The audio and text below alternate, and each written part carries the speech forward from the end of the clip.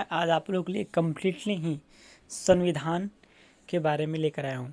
तो पहले गाइज हम लोग संविधान के बारे में जानेंगे कि संविधान क्या होता है, इसका क्या रूल होता है। ठीक है, तो चलिए गाइज टाइम को वेस्ट न करते हुए स्टार्ट करते हैं। एंड हाँ गाइज, आपको हमारी वीडियो अच्छी लगी तो प्लीज़ लाइक करें, कमेंट करें एंड सब्सक्राइब। सॉरी गाइज, आप लोग का स्क्रीन के सामने लिखा हुआ है, भारत का संविधान भारत का सर्वोच्च विधान है जो संविधान सभा द्वारा 26 नवंबर 1949 को पारित हुआ। ठीक है, और 26 जनवरी 1950 से प्रभावी हुआ। यह दिन 26 नवंबर भारत के संविधान दिवस के रूप में घोषित किया गया है। यानी कि संविधान दिवस के रूप में कब? 26 नवंबर। इसका कहने का मतलब है ना गाइज, 26 नवंबर 1949 को हमारा संविधान बनकर तैयार हुआ। ठीक है, और 26 जनवरी 1950 को लागू कर दिया गया। ठीक है, जो कि आज तक हम लोग रूल के अकॉर्डिंग चलते हैं। जबकि 26 जनवरी का दिन तो भारत में गणतंत्र दिवस के रूप में भी मनाया जाता है और 26 नवंबर संविधान दिवस के रूप में। भारत के संविधान का मूल आधार भारत सरकार अधिनियम 1935 को माना जाता है। ठीक है, यानी कि भारतीय संविधान का मूल जो आधार है भारत सरकार का अधिनियम कब लागू हुआ? 1935 में। भारत का संविधान विश्व के किसी भी गणतांत्रिक देश का लगभग लिखित संविधान है। भीमराव अंबेडकर को भारतीय संविधान का जनक कहा जाता है। ठीक है, और भारतीय संविधान को आप लोग बहुत अच्छे से जानते होंगे कि तैयार करने वाले कौन थे? तो डॉक्टर भीमराव अंबेडकर। इनको जनक भी कहा जाता है, पिता भी कहा जाता है। ठीक है, भारतीय संविधान का। जैसा कि आप लोग पिक्चर देख सकते हैं, संविधान सभा के अध्यक्ष कौन थे? डॉक्टर राजेंद्र प्रसाद को भारतीय संविधान सौंपते हुए डॉक्टर भीमराव अंबेडकर 26 जनवरी 1949 को। ये क्वेश्चन बहुत इंपॉर्टेंट इसमें आएंगे। संविधान सभा के अध्यक्ष कौन थे प्रथम? तो डॉक्टर राजेंद्र प्रसाद। और कब बने थे? 26 नवंबर 1949 को। नेक्स्ट है गाइज, जवाहरलाल नेहरू के सामने पिक देख रहे हैं, इनका क्या है? संविधान पर हस्ताक्षर करते हुए सिग्नेचर कर रहे थे। ठीक है, और आज यही संविधान है कि इसी पे रूल पे बहुत चीज़ हम लोग जो करते हैं, पुलिस या दुनिया या जो भी रूल है, रूल के अकॉर्डिंग चलते हैं संविधान के कारण ही।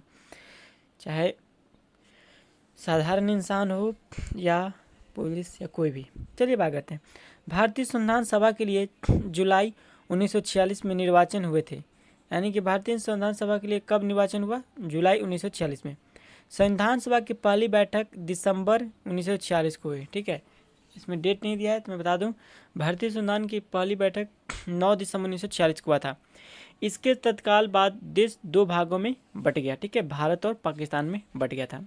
संविधान सभा भी दो हिस्सों में बट गई, संविधान सभा भी बट गई। ठीक है, जिस प्रकार देश पर क्या, भारत की संविधान सभा और पाकिस्तान की अलग संविधान सभा। और गाय, जैसा कि आप लोगों को पता होगा, भारत कब आज़ाद हुआ था? 15 अगस्त 1947। और आपको पाकिस्तान मनाता है आपको 14 अगस्त 1947 को। ठीक है, इसको याद रखिएगा। यहाँ पे गाइज, भारतीय संविधान लिखने वाली सभा में 299 सदस्य थे। भारतीय संविधान लिखने वाले में कितने सदस्य थे? 299, जिसके अध्यक्ष कौन थे? डॉक्टर राजेंद्र प्रसाद। संविधान सभा ने 26 नवंबर 1949 में अपना काम पूरा कर लिया और 26 जनवरी 1950 को संविधान लागू हुआ। यानी कि संविधान सभा ने 26 नवंबर 1949 को क्या अपना काम पूरा कर लिए थे। ठीक है, और 26 जनवरी 1950 को संविधान लागू हुआ। जैसा कि मैंने फर्स्ट बताया, 26 नवंबर 1949 को क्या बनकर तैयार हुआ और 26 जनवरी 1950 को लागू कर दिया। इसको बार बार रिपीट कर रहा हूँ कि आपके माइंड में जाए। इस दिन की याद में भारत में हर वर्ष क्या 26 जनवरी को गणतंत्र दिवस के रूप में मनाते हैं। और भारतीय संविधान को पूर्ण रूप से करने में, यानी कि भारतीय संविधान को तैयार करने में कितना दिन लग गया था? ये बहुत ही बार इंपॉर्टेंट, बहुत बार पूछा है क्वेश्चन। ठीक है, चाहे CGL या CHSL में या किसी भी SSC एग्जामिनेशन में। तो 2 वर्ष 11 महीना 18 दिन का समय लगा था। ठीक है, याद रखिएगा। अब चलिए इसके परिचय में कुछ जानते हैं। भारतीय संविधान में वर्तमान समय में केवल 470 अनुच्छेद, 12 अनुसूचियाँ और 25 भागों में विभाजित है। यानी कि देखिए, पहले आपको 395 थे। ठीक है, लेकिन 2023 के अनुसार अभी आपके हैं टोटल अनुच्छेद 470, याद रखिएगा। ठीक है, 12 अनुसूचियाँ हैं और 25 भाग हैं। ठीक है, परंतु इसके निर्माण के समय मूल संविधान में 395 अनुच्छेद थे। यानी कि जब निर्माण किया गया था, अब धीरे धीरे बढ़ते जा रहे हैं, हर तरह क्राइम होते हैं, कभी अप कभी डाउन, इससे के लिए उसमें कुछ चेंज होते रहते हैं। पहले 395 थे और भाग कितने थे? 22 भाग, जिसमें केवल 8 अनुसूचित थी। ऐसा भी क्वेश्चन पूछता है कि संविधान बनाते समय उसमें कितने भाग थे? तब 22 भाग 8 अनुसूचियाँ, लेकिन अब 12 अनुसूचियाँ हो गई है, 25 भाग हो गया है और 470 अनुच्छेद हो गया है। ठीक है, अनुच्छेद यानी कि आर्टिकल। यहाँ पे लिखा गया है संविधान सभा में सरकार के संसदीय स्वरूप की व्यवस्था की गई है, जिसमें संरचना कुछ अपवादों के अतिरिक्त संघीय है। केंद्रीय कार्यपालिका का संवैधानिक प्रमुख राष्ट्रपति होता है, यानी कि कार्यपालिका का कौन प्रधान होता है? तो राष्ट्रपति होते हैं। ठीक है, याद रखिएगा, प्रमुख। भारत के संविधान की धारा 79 यानी कि 69 के अनुसार केंद्रीय संसद की परिषद में राष्ट्रपति तथा 2 सदन हैं जिन्हें राज्य की पर प्रधानमंत्री होगा। यानी कि संविधान की धारा 79 के अनुसार केंद्रीय संसद में आपके राष्ट्रपति के 2 सदन जिनके राज्य पर प्रधानमंत्री होगा। 2 सदन होते हैं गाइज, एक लोकसभा एक राज्यसभा। राष्ट्रपति से मंत्रिपरिषद की सलाह के अनुसार अपने कार्यों का निष्पादन करेंगे, यानी कि अपने मंत्रिपरिषद के अनुसार ही अपना कार्य करेंगे। इस प्रकार वास्तविक कार्यकारी शक्ति मंत्रिपरिषद में निहित है, जिसका प्रमुख प्रधानमंत्री हैं, जो वर्तमान में नरेंद्र मोदी हैं। ठीक है, मंत्रिपरिषद सामूहिक रूप से लोगों के सदन लोकसभा के प्रति उत्तरदायी है, यानी कि मंत्री जो परिषद होता है ना, लोगों के प्रति मतलब उत्तरदायी होता है। प्रत्येक राज्य में एक विधानसभा, ठीक है, प्रत्येक राज्य में एक विधानसभा होता है। ठीक है, जैसे उत्तर प्रदेश, बिहार, महाराष्ट्र, कर्नाटक, आंध्र प्रदेश, तेलंगाना में एक ऊपरी सदन भी है जिसे विधान परिषद कहते हैं। ठीक है, राज्यपाल राज्य का प्रमुख होता है। जिस प्रकार राज्य में मुख्यमंत्री होते हैं और राज्यपाल होता है, लेकिन राज्य का प्रमुख होंगे आपके तो राज्यपाल ही। ठीक है, राज्य का प्रत्येक राज्य का एक राज्यपाल होता है। ठीक है, तो राज्य की कार्यकारी शक्ति उसमें निहित होती है, यानी कि जितने भी काम कोई भी लेटर हो गया ना, तो जिम्मेवारी आपको उन्हीं पर जाएगा, वो राज्यपाल भी और उस राज्य से रिलेटेड ही। मंत्रिपरिषद जिसका प्रमुख मुख्यमंत्री है, राज्यपाल को उसकी कार्यकारी कार्यों के निष्पादन में सलाह देती है। राज्यों के मंत्रिपरिषद के राज्य विधानसभा के प्रति उत्तरदायी होता है, ये भी अपने मंत्रिपरिषद के प्रति उत्तरदायी होते हैं। संविधान की 7वीं अनुसूची में संसद और राज्य विधायिकाओं के बीच विधायी शक्तियों का वितरण किया गया है। इस अनुसूची में सरकार द्वारा शुल्क एवं कर लगाने के अधिकार का उल्लेख है। इसके अंतर्गत 3 सूचियां हैं, संघ सूची, राज्य सूची, समवर्ती सूची। देखिए पूछता है क्वेश्चन कितनी सूची है, तो 3 सूची होते हैं, संघ सूची, राज्य सूची और समवर्ती सूची। अवशेष शक्तियाँ संसद में विहित है। केंद्र शासित प्रशासित भूभाग को संघ राज्य क्षेत्र कहता है। जैसे केंद्रीय प्रशासित जो होते हैं ना भूभाग, उसको हम लोग संघ राज्य क्षेत्र भी कहते हैं। जैसा गाइस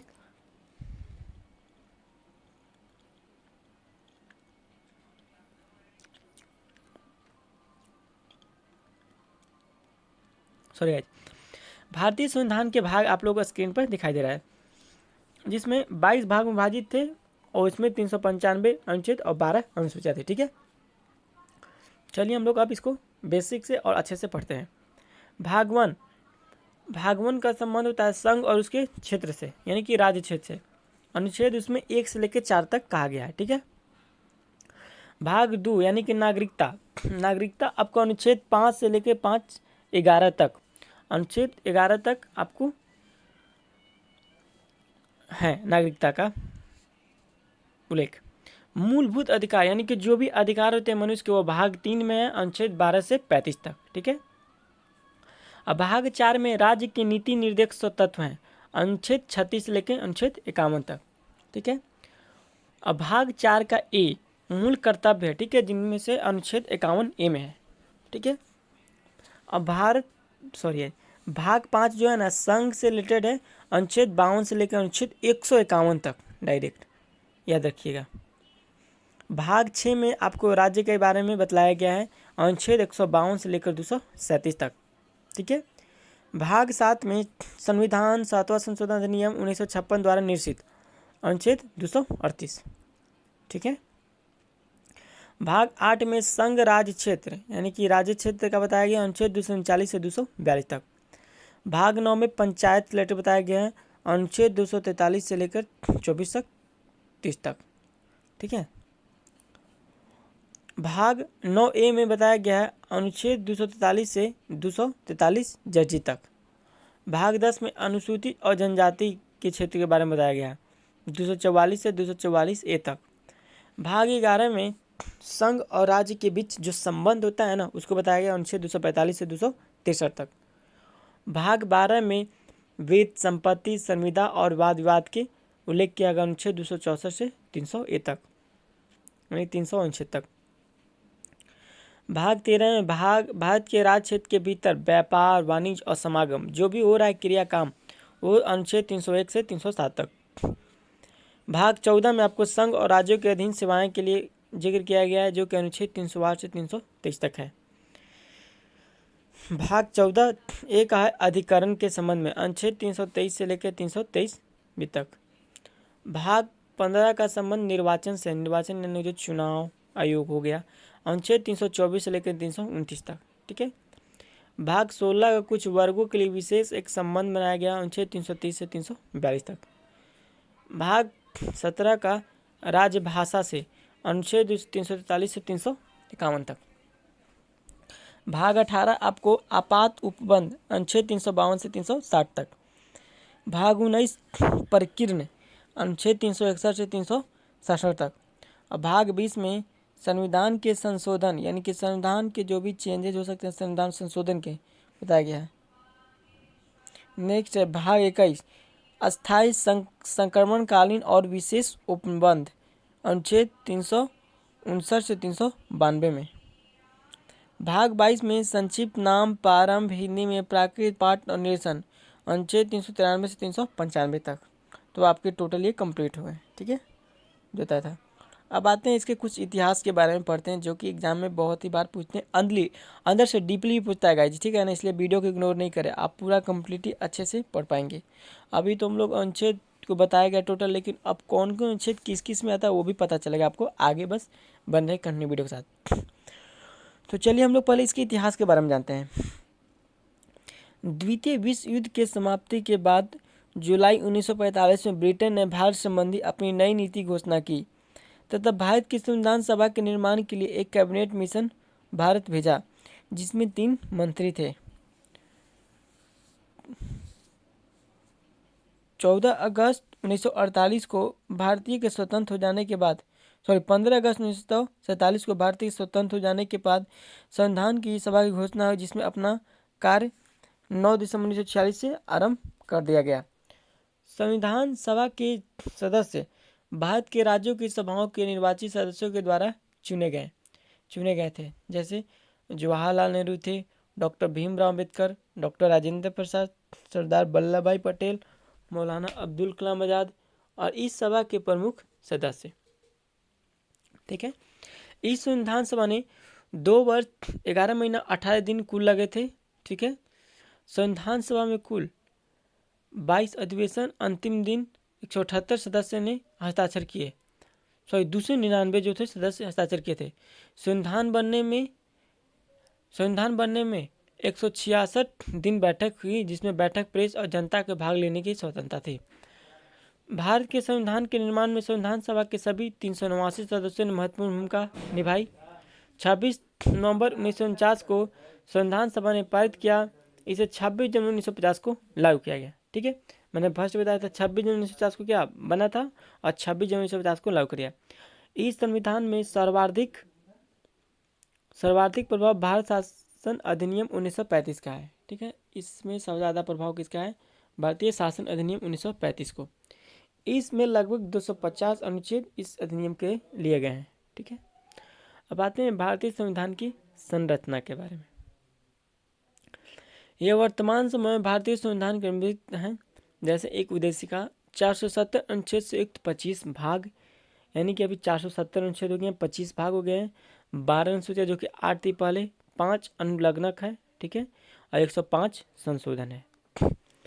अब तक 127 संविधान संशोधन विधेयक संसद में लाए गए हैं, जिसमें 105 संविधान संशोधन विधेयक पारित होकर संविधान संशोधन अधिनियम के रूप ले चुके हैं। 124वां संविधान संशोधन विधेयक 9 जनवरी 2019 को संसद में अनुच्छेद 368 संवैधानिक संशोधन के विशेष बहुमत से पास हुआ, जिसके तहत आर्थिक रूप से कमजोर सामान्य वर्ग को शैक्षिक संस्थाओं में 8 अगस्त 2016 के संसद ने वस्तु सेवा कर जीएसटी पारित किया। 101 संविधान, जैसे कि जो जीएसटी लागू हुआ था ना गाइस, जो 101 संविधान संशोधन के द्वारा है, ठीक है, याद रखिए। अब यहाँ पे आते हैं अनुसूचिया के बारे में। तो कैसा है गाइस, भारत की मूल संविधान में 8 अनुसूचियां थी, परंतु वर्तमान में भारतीय संविधान में 12 अनुसूचियां है। यानी कि भारतीय के मूल संविधान में कितनी 8 अनुसूचियां थी, परंतु वर्तमान में 12 अनुसूचियां है। संविधान में 9वीं अनुसूची प्रथम संविधान संशोधन 1951, 10वीं अनुसूची जो है 52 संशोधन के अकॉर्डिंग जोड़ा गया है 1985 में। 11वीं अनुसूची 73वें संविधान संशोधन 1992 में एवं 12वीं अनुसूची 74वें संविधान 1992 द्वारा सम्मिलित किया गया। अब आते हैं पहली अनुसूची। पहली अनुसूची में अनुच्छेद 1 से 4 तक राज्य और संघ द्वारा राज्यों का वर्णन है, ठीक है। और दूसरी अनुच्छेद में गाइस अनुच्छेद 59 भाग 3, 65 भाग 3, 65 भाग 6, 97, 125, 148 भाग 3, 158 3, 164 5, 186 और 221 मुख्य पदाधिकारियों के वेतन भत्ते। भाग क में क्या बताया गया, राष्ट्रपति और राज्यपाल के वेतन भत्ते, ठीक है। भाग ख में लोकसभा विधानसभा के अध्यक्ष और उपाध्यक्ष, राज्यसभा विधान परिषद के सभापति तथा उपसभापति के वेतन भत्ते। भाग 4 में उच्चतम न्यायालय के न्यायाधीशों के वेतन के भत्ते। भाग घ में भारत के नियंत्रक महालेखा परीक्षक के वेतन भत्ते, ठीक है। अब आते हैं तीसरी अनुसूची में।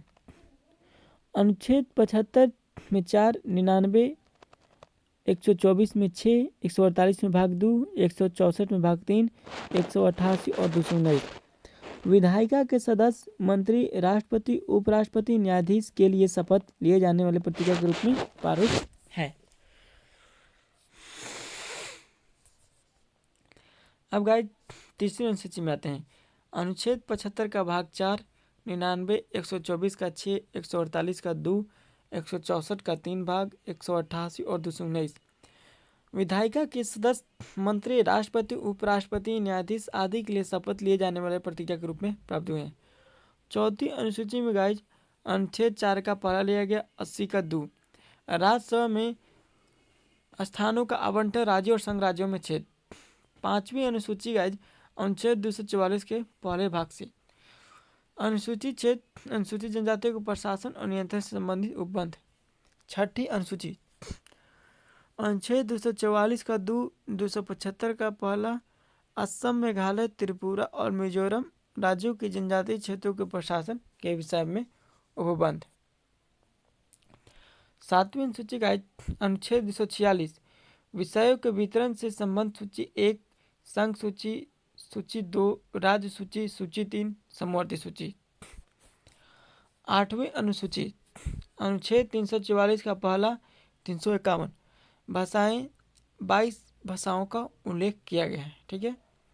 नवीं अनुसूची में अनुच्छेद 31 का ख कुछ भूमि सुधार संबंधी अधिनियम का विधिमान्य कारण पहला संविधान संशोधन 1951 द्वारा जोड़ी गई। 10वीं अनुसूची में अनुच्छेद 102 का भाग 2, 191 का 2 दल परिवर्तन संबंधी उपबंध तथा परिवर्तन के आधार पर 92वीं संविधान संशोधन द्वारा जोड़ी गई। अब 11वीं अनुसूची अनुच्छेद 243 के 6 पंचायती राज जिला पंचायत से संबंधित यह अनुसूची संविधान में 73वें संविधान संशोधन द्वारा जोड़ी गई है। 12वीं अनुसूची क्या, इसमें नगर पालिका का वर्णन किया गया है। यह अनुसूची संविधान में 74वें संविधान संशोधन द्वारा 1993 में जोड़ी गई, ठीक है। अब आते हैं इसके कुछ विशेषताओं के बारे में। संविधान प्रारूप समिति सर्वोच्च न्यायालय ने भारतीय संविधान को संघात्मक संविधान माना है, परंतु विद्वानों में मतभेद है। अमेरिकी विद्वान ने इसको छठा संघात्मक संविधान कहते हैं, हालांकि पूर्वी संविधान वेता कहते हैं कि अमेरिकी संविधान एकमात्र संघात्मक संविधान नहीं हो सकता।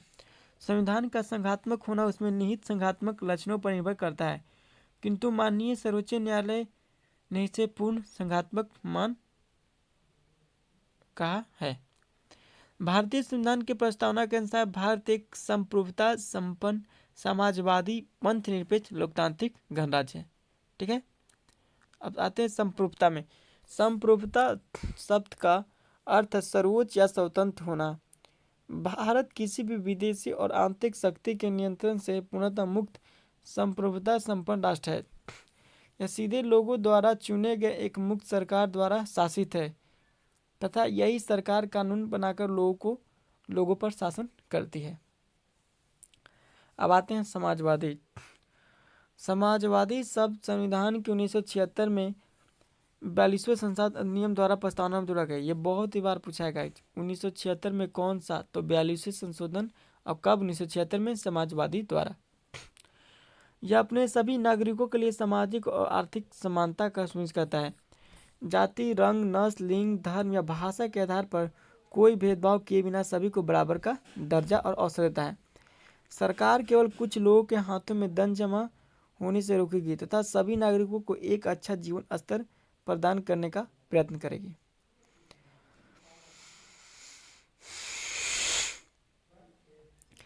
भारत ने एक मिश्रित फल का भाग है आर्थिक मॉडल को अपनाया है। सरकार ने समाजवाद के लक्ष्य को प्राप्त के लिए कई कानून जैसे अस्पृश्यता उन्मूलन, जमींदारी अधिनियम, समान वेतन अधिनियम और बाल श्रम निषेध अधिनियम आदि बनाया है। अब आते हैं हम लोग पंथ निरपेक्ष। होता है ना धर्मनिरपेक्ष, पंथ निरपेक्ष, तो उसी प्रकार पंथ निरपेक्ष शब्द संविधान के 1976 में 42वें अधिनियम द्वारा प्रस्तावना में जोड़ा गया है।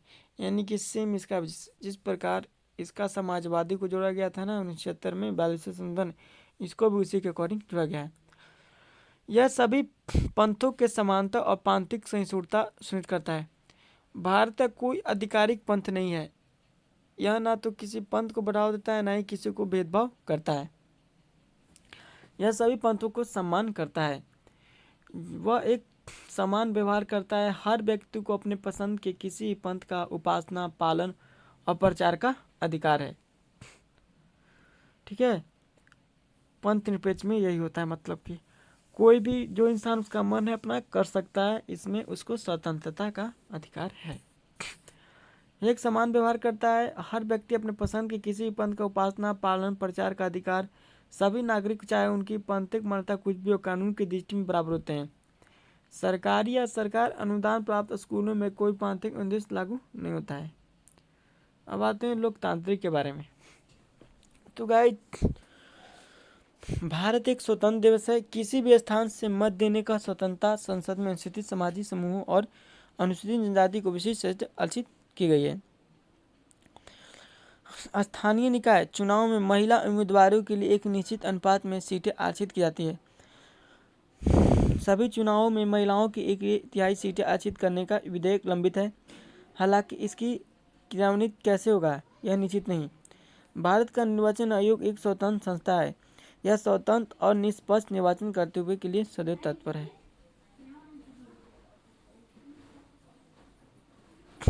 राजशाही, जिसमें राज्य के प्रमुख वंशानुगत आधार पर जीवन भर या पद त्याग करने के लिए नियुक्त किया जाता है, के विपरीत एक गणतांत्रिक राष्ट्र एक प्रमुख निश्चित अवधि के प्रत्यक्ष या परोक्ष रूप से जनता द्वारा निर्वाचित होता है। भारत के राष्ट्रपति 5 वर्षों की अवधि के लिए एक चुनावी कॉलेज द्वारा चुने जाते हैं। यानी कि भारत के राष्ट्रपति को कितने 5 वर्ष के लिए चुना जाता है। ठीक है। शक्ति विभाजन, यह भारतीय संविधान का सर्वाधिक महत्वपूर्ण लक्षण है। राज्यों की शक्तियाँ केंद्रीय और राज्य सरकार में विभाजित होती है। दोनों सत्ता एक दूसरे के अधीन नहीं होती, वे संविधान से उत्पन्न और नियंत्रित होती है। अब संविधान की सर्वोच्चता, संविधान के उपबंध संघ और राज्य सरकार पर समान रूप से बाध्यकारी होते हैं। केंद्र और राज्य शक्ति विभाजित करने के अनुच्छेद दिए गए हैं, पढ़ते हैं। अनुच्छेद 54, 55, 73, 162 और 241। भाग 5, सर्वोच्च न्यायालय, उच्च न्यायालय, राज्य और केंद्र के मध्य वैज्ञानिक संबंध। अनुच्छेद 7 के अंतर्गत कोई भी सूची। राज्यों का संसद में प्रतिनिधित्व। संविधान में संशोधन की शक्ति। अनुच्छेद 368। इन सभी अनुच्छेदों में संसद अकेले संशोधन नहीं ला जा सकती, उसमें राज्यों की सहमति भी चाहिए। अनुच्छेद शक्ति विभाजन से संबंधित नहीं है। पहला, लिखित संविधान अनिवार्य रूप से लिखित रूप में होगा क्योंकि उसमें शक्ति विभाजन का स्पष्ट वर्णन आवश्यक है, अतः संघ में लिखित संविधान का अवश्य होगा। संविधान की कठोरता, इसका अर्थ है संविधान संशोधन में राज्य केंद्र दोनों भाग लेंगे।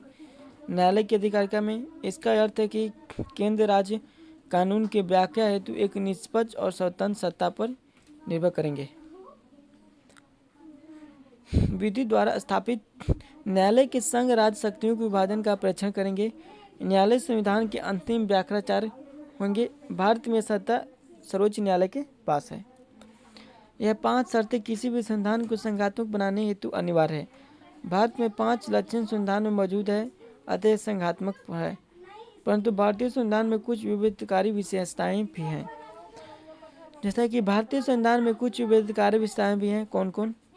पहला, संघ राज्यों के परस्पर समझौते से नहीं बना है। दूसरा में राज्य अपने पृथक संविधान नहीं रख सकते हैं, केवल एक ही संविधान केंद्र राज्यों दोनों पर लागू होता है। भारत में द्वै नागरिकता नहीं है, केवल भारतीय नागरिकता है, यानी कि 2 नागरिकता नहीं हो सकता है। एंड गाइस, हमारे बैक से जो भी साउंड आ रहे हैं उसके लिए sorry for that, any disturb हो रही। भारतीय संविधान में आपातकाल लागू करने के लिए अनुच्छेद 252 से लागू होने पर राज्य केंद्र के शक्ति प्रतिकरण समाप्त हो जाएगा, वह एक एकात्मक संविधान बन जाएगा। इस स्थिति में केंद्र राज्यों पर पूर्ण संप्रभुत्व हो जाता है। अनुच्छेद 5 में राज्यों का नाम क्षेत्र सीमा केंद्र कभी भी परिवर्तित कर सकता है बिना राज्यों की सहमति से। अनुच्छेद 3, अतः राज्य भारतीय संविधान के अनिवार्य घटक नहीं है, केंद्र संघ को पुनर्निर्मित कर सकती है। 6, संविधान की 7वीं अनुसूची में 3 सूचियां हैं, संघीय सूची, सरकार सूची, राज्य सूची, समवर्ती सूची। इन विषयों का वितरण केंद्र के पक्ष में है। संघीय सूची में सर्वाधिक महत्वपूर्ण विषय है, इस सूची पर केवल संसद का अधिकार है। राज्य सूची के विषय कम महत्वपूर्ण है। 5 विशेष परिस्थिति में राज्य सूची पर संसद भी निर्माण कर सकती है, किंतु किसी एक परिस्थिति में राज्य केंद्र हेतु विधि निर्माण नहीं कर सकते। क, अनुच्छेद 249 राज्यसभा का प्रस्ताव पारित कर दे कि राष्ट्र हेतु यह आवश्यक है 2/3 बहुमत से, किंतु यह बंधन मात्र 1 वर्ष हेतु लागू होता है। कदू, अनुच्छेद 250 राष्ट्र आपातकाल लागू होने पर संसद को राज्य सूची के विषय पर विधि निर्माण का अधिकार स्वतः मिल जाता है। अनुच्छेद 252 2 या 2 से अधिक राज्यों की विधायी का प्रस्ताव पास कर राज्यसभा को यह अधिकार दे सकती है। अनुच्छेद 253 में अंतर्राष्ट्रीय समझौता के अनुपालन के लिए संसद राज्य सूची विधि पर निर्माण कर सकती है। अनुच्छेद 5, अनुच्छेद 56 जब किसी राज्य में राष्ट्रपति शासन लागू होता है, उस स्थिति में संसद उस राज्य का विधि निर्माण कर सकती है। 7, अनुच्छेद 155 में राज्यपाल की नियुक्ति केंद्रीय इच्छा से होती है, इस प्रकार केंद्र राज्य पर नियंत्रण रख सकता है। यानी कि राज्यपाल की नियुक्ति 155 से है, आपको अनुच्छेद 155 से रिलेटेड है। अनुच्छेद 360 वित्तीय आपातकाल की दशा में राज्यों के वित्त पर केंद्र का नियंत्रण हो सकता है। इस दशा में केंद्र राज्यों को धन व्यय करने हेतु निर्दोष साबित हो सकता है। अनुच्छेद 256 से 257 में गाइड प्रशासनिक दृष्टि केंद्र राज्य को राज्यों की संचार व्यवस्था किस प्रकार लागू की जाए के बारे में निर्देश हो सकता है। यह निर्देश किसी भी समय दिए जा सकते हैं, राज्य इनका पालन करने हेतु बाध्य हैं। यदि राज्य इन निर्देशों का पालन न करे तो राज्य में संवैधानिक तंत्र असफल होने का अनुमान लगाया जाता है। अनुच्छेद 312 में अलिखित भारतीय सेवाओं का प्रावधान है या सेवक नियुक्ति है। प्रशिक्षण अनुशासन क्षेत्रों में पूर्णतः केंद्र के अधीन है, जबकि ये सेवा राज्यों में देते हैं। राज्य सरकार का इन पर कोई नियंत्रण नहीं होता। 11 में एकीकृत न्यायपालिका है और 12 में आपको राज्य कार्यपालिका, संघीय कार्यपालिका और शक्तियों में प्रभावी नहीं हो सकता है। अब आते हैं कुछ अनुच्छेद में, महत्वपूर्ण अनुच्छेद में, जैसा कि अनुच्छेद 1 में भारत के राज्यों का संघ की चर्चा की है। अनुच्छेद 2 में नए राज्यों का प्रवेश या स्थापना, ठीक है। अनुच्छेद 3 में राज्य का निर्माण और सीमाओं या नामों से परिवर्तन करना, ठीक है। अनुच्छेद 4 से पहली अनुसूची और चौथी अनुसूची के संविधान 2 और 3 के अधीन बनाई गई है। अनुच्छेद 5 में संविधान के प्रारंभ पर नागरिकता किसी को मिल सकता है। अनुच्छेद 6 में भारत आने वाले व्यक्तियों को नागरिकता, अनुच्छेद 6 में। अनुच्छेद 7 में पाकिस्तान जाने वालों को नागरिकता, ठीक है। अनुच्छेद 8 में भारत के बाहर रहने वाले व्यक्तियों की नागरिकता 8 से बताया गया है। अनुच्छेद 9 में विदेशी राज्य की नागरिकता लेने पर नागरिकता का न होना। अनुच्छेद 10 में नागरिक के अधिकारों का बना रहना। अनुच्छेद 11 में संसद द्वारा नागरिकता के लिए कानून का विनिमय बनाया गया। अनुच्छेद 12 में राज्य की परिभाषा। अनुच्छेद 13 में मूल अधिकारों को असंगत या अल्पीकरण करने वाली विधियाँ। अनुच्छेद 14 में विधि के समक्ष समानता। अनुच्छेद 15 में हिंदू मूलवंश, जाति, लिंग या जन्म स्थान के आधार पर भेदभाव पर रोक। ठीक है। अनुच्छेद 16 में आपको लोक नियोजन में अवसर की समानता। अनुच्छेद 17 में कहा गया अस्पृश्यता का अंत, यानी कि छुआछूत नहीं होगा अनुच्छेद 17 में। ठीक है। अनुच्छेद 18 में उपाधियों का अंत। अनुच्छेद 19 में अभिव्यक्ति की स्वतंत्रता, यानी कि स्वतंत्रता की कुछ भी कर सकते हैं स्वतंत्र में देश में रहने की। अनुच्छेद 19 में। अनुच्छेद 19 क में सूचना का अधिकार का वर्णन किया गया है। अनुच्छेद 20 में अपराधों के दोष सिद्धि के संबंध में संरक्षण, यानी कि अपराध आपका क्या, उसके लिए आप लड़ सकते हैं, पूछ सकते हैं अनुच्छेद 20 में। अनुच्छेद 21 का संबंध होता है प्राण और दैहिक स्वतंत्रता के आधार, यानी कि कोई भी प्राण क्यों देता है उसका आपको रीजन देना पड़ेगा। ठीक है, तब आपको कर सकते हो ऐसा। तो अनुच्छेद 21 में, अनुच्छेद 21 में 6 से 14 वर्ष के बच्चों को शिक्षा का अधिकार बताया गया है। 6 वर्ष से 14 वर्ष तक की शिक्षा बच्चों को देना बहुत जरूरी है। और निजता का अधिकार किसी भी अनुच्छेद 21 के अंतर्गत ही आता है। ठीक है, अनुच्छेद 21 का। अनुच्छेद 22 में कुछ दशाओं में गिरफ्तारी संरक्षण, यानी आपको कोई गिरफ्तार करते हैं क्या रीजन है वो आप पूछ सकते हो, तो अनुच्छेद 22 में कहा गया। ठीक है। अनुच्छेद 23 में मानव के दुर्व्यवहार, बेगारी एवं बलात् श्रम पर प्रतिबंध, यानी कि मान के चलिए आपके साथ दुर्व्यवहार किया जा रहा है, तो अनुच्छेद 23 में आप उसके लिए लड़ सकते हो। अनुच्छेद 24 में 14 वर्ष से कम आयु के बच्चों को कारखाने या खाना किसी खतरनाक उद्योग में कार्य नहीं करता है, यानी कि अनुच्छेद 24 में अगर 14 वर्ष से कम बच्चे को कोई भी काम नहीं करना है, कारखाना हो या कहीं भी नौकर का, ये आपको अनुच्छेद 24 में कहा गया है। अनुच्छेद 25 में धर्म का आचरण और प्रचार की स्वतंत्रता, यानी कि धर्म का अपना प्रचार करना होगा। जो भी किस धर्म से, हिंदू चाहे मुस्लिम चाहे सिख, अपने धर्म से या ईसाई, सभी को अपने धर्म प्रचार करने की स्वतंत्रता है आपको अनुच्छेद 25 में। अनुच्छेद 26 में धार्मिक कार्यों के प्रबंध की स्वतंत्रता, वही धार्मिक कार्यों से रिलेटेड कुछ भी आप कर सकते हो, वो भी स्वतंत्रता है अनुच्छेद 26 में। अनुच्छेद 29 में अल्पसंख्यक वर्गों के हित का संरक्षण, यानी जो कम लोग बिलोंग करते हैं ना आपको कास्ट से, उन लोग को संरक्षण है। अनुच्छेद 30 में शिक्षा संस्थाओं की स्थापना और प्रशासन करने का अल्पसंख्यक वर्गों का अधिकार, यानी कि अनुच्छेद 30 में जो है ना शिक्षा की स्थापना आप कर सकते हैं, शिक्षा को बढ़ा सकते हैं, उसके लिए अनुच्छेद 30 में। अनुच्छेद 32 बहुत इंपॉर्टेंट है, बहुत बार क्वेश्चन ठीक है पूछा है, संवैधानिक उपचारों का अधिकार, इसको संविधान का आत्मा भी कहते हैं। ठीक है, इसमें ऐसा होता है ना गाइज, आपको पास कोई भी आपके पास मतलब केस है, ठीक है, तो आप उसको डायरेक्ट सुप्रीम कोर्ट में जा सकते हो, जो हाई लेवल का होता है सुप्रीम कोर्ट में। ठीक है। अनुच्छेद 39 का संबंध सभी के लिए समान न्याय और निःशुल्क कानूनी सहायता की व्यवस्था राज्य सरकार की है, यानी कि सभी के लिए समान न्याय होगा। ठीक है, अनुच्छेद 39 बताया गया है।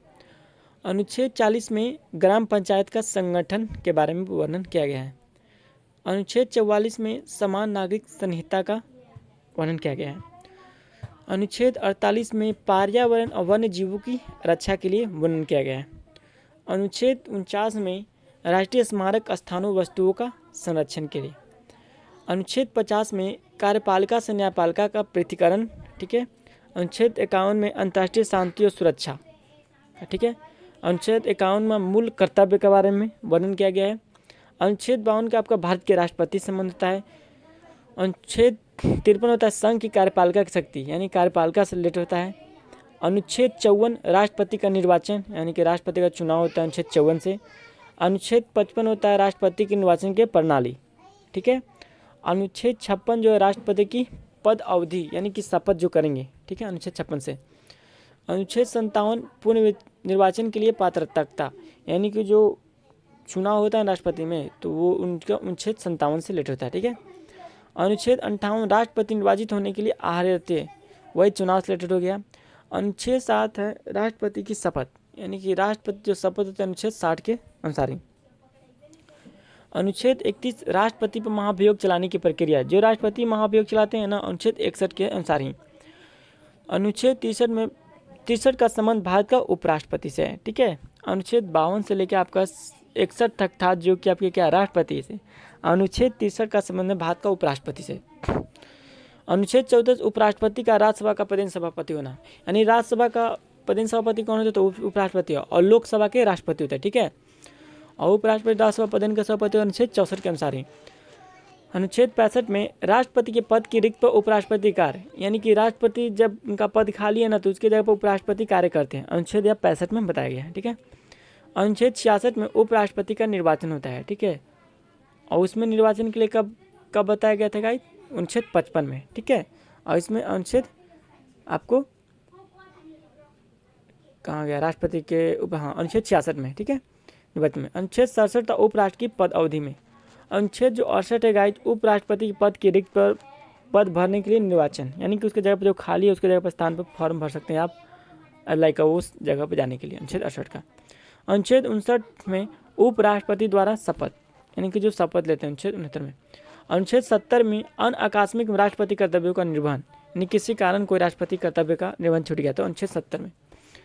अनुच्छेद 71 का राष्ट्रपति उपराष्ट्रपति के निर्वाचन का संबंध होता है। राष्ट्रपति उपराष्ट्रपति दोनों का निर्वाचन का संबंध अनुच्छेद 71 से है। अनुच्छेद 72 में क्षमादान की शक्ति, यानी कि क्षमा मांग सकते हैं राष्ट्रपति। ऐसा है ना कि आप किसी वो चाह गए तो किसी को फांसी पर रोक भी सकते हैं, क्षमा कर सकते हैं, इनमें केवल हाथ में है, तो अनुच्छेद 74 में है। अनुच्छेद 75 में मंत्रियों के बारे में उपबंध। अनुच्छेद 76 में भारत का महान्यायवादी, 76 के संबंध है महान। अनुच्छेद 77 जो है भारत सरकार के कार्य का संचालन।